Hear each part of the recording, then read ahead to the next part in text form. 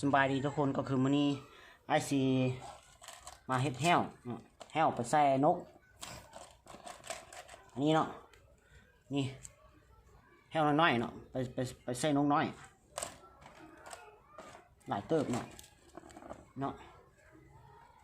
ไอซีเอ็ดไปใส่ตัวนกน้อยๆตัวนกน้อยๆแล้วก็ไอซีเอาได้เนาะนี่ได้เฮ็ดแล้วก็ไปใส่เพื่อเอาตัวรอดในป่าจึงจะได้มีอาหารกินเนาะทุกคนเนาะอันนี้ก็คือจะทำกันเริ่มเนาะแต่ว่าตอนนี้ก็จะได้พาไปมาก่อนนี่เนาะจะผ้าแบบนี้ยืดแบบนี้เนาะเพื่อเวลาเอาเสือกมันมาเกาะใส่เนาะนี่ใส่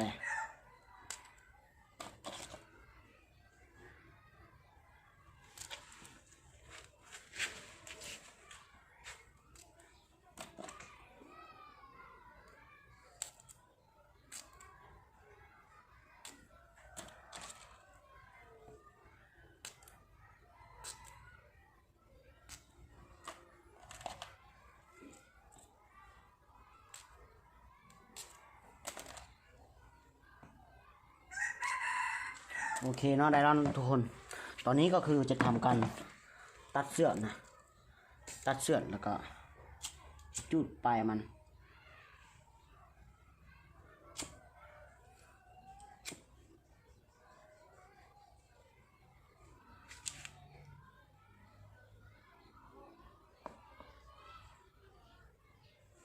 โอเคนะทุกคนเนาะ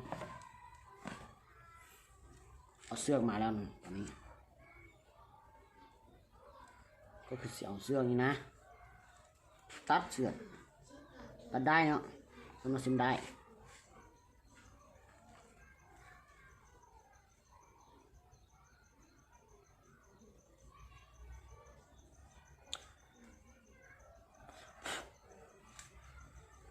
จะติดกันเลยติดกันเลยตอนนี้ก็คือติดกันแล้วเนาะ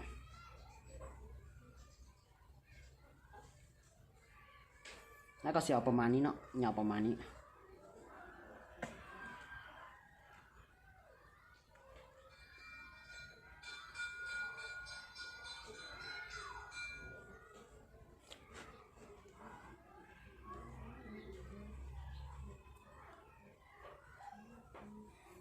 ได้กี่เส้นละ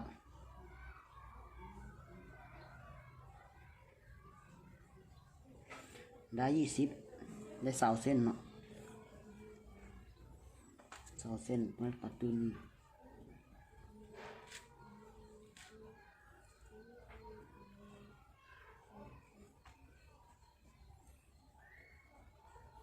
จะต้องได้แกะออกนะทุกคนเดี๋ยวดึงเนี่ยก่อน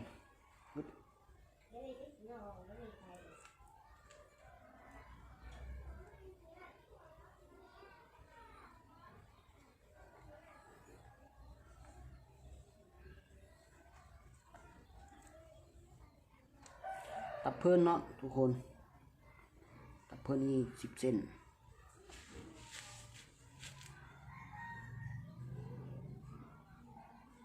โอเคเอาให้มันเสมอกันเนาะเสือกได้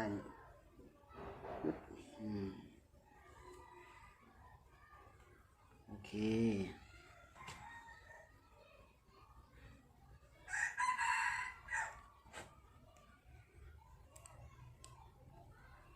ได้แล้วนะทุกคน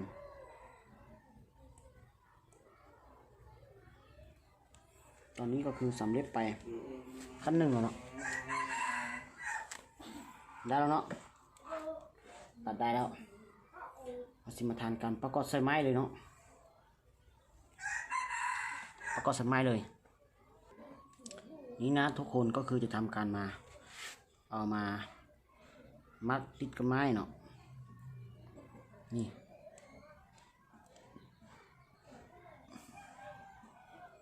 ยากนะเล็บมือยาวพูด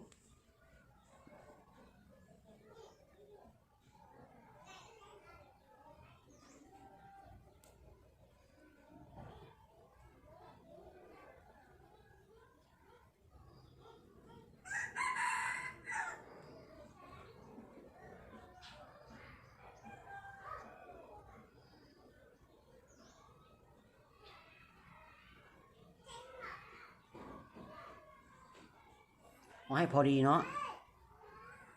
นี่เราต้องเอาให้มันพอดี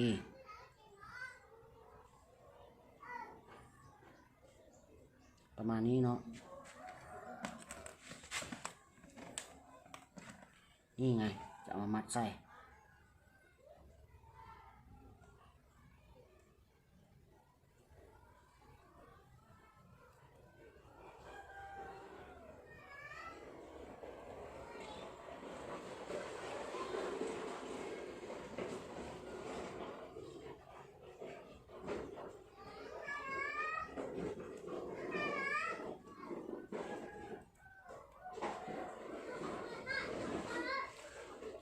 แบบนี้เนาะ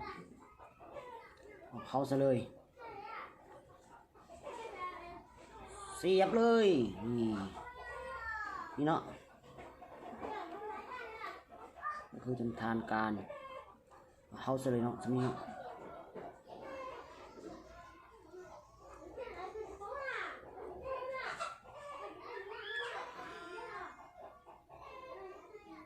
โอเคระดับนี้เนาะ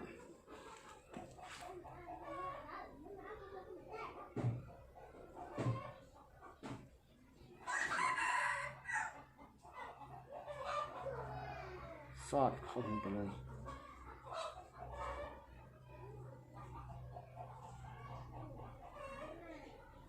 ยึด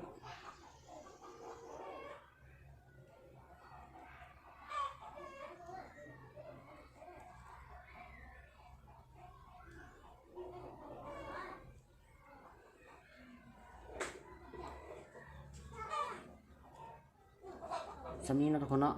ก็ดึงเข้าลงยึด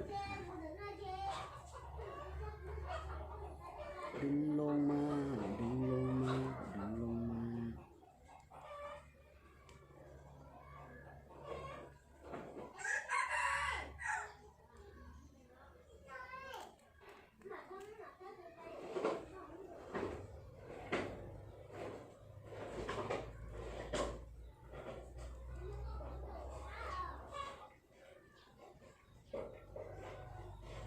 ใกล้จะได้แล้วแต่ต้องใช้เวลาอีกหน่อยนึง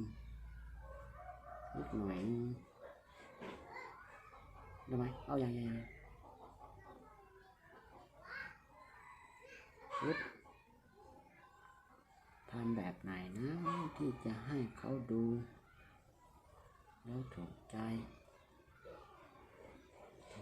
เขาบ้างไหม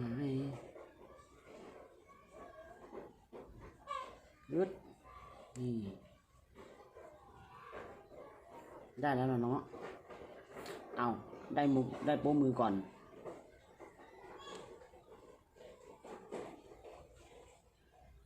โอเคนะทุกคนตอนนี้ก็คือได้แล้วนะนี่ปึ๊บเอาไปแล้วใส่เลยเนาะทุกคนเนาะ